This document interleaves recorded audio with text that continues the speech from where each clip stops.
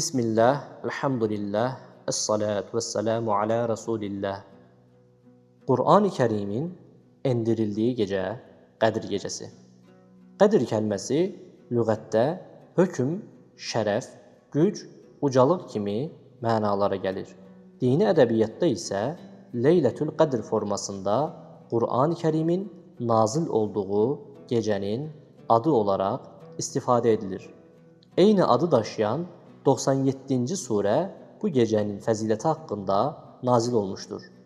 Bu surədə Qur'anın Qədr gecəsində endirildiyi və sözü gedən gecənin 1000 aydan daha xeyirli olduğu bildirilir.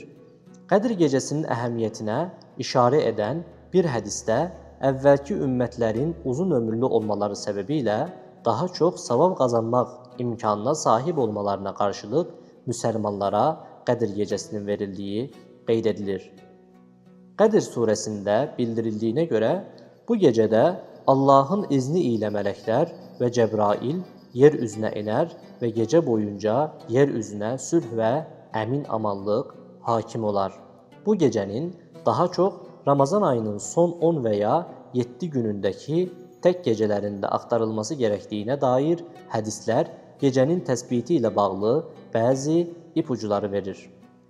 Bəzi rəvayətlərdə Həzrəti Peyğəmbərin Qədr gecəsinin vaxtını xəbər verməyə təşəbbüs etdiyi, lakin o sırada bir mövzuda anlaşmazlığa düşən iki sahabənin Rəsulullahın yanına gəlməsi nəticəsində buna fürsət tapa bilmədiyi, daha sonra isə bu məlumatın unutturulduğu bildirilir.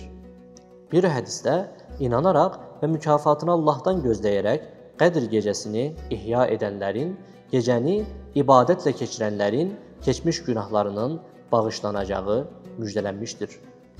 Ramazanın son 10 günü gəldikdə Həzrəti Peyğəmbər dünyəvi işlərdən uzaqlaşıb etikafa çəkilər, gecələri daha çox ibadət və təfəkkürlə keçirdiyi kimi ailəsini də oyaq saxlayardı.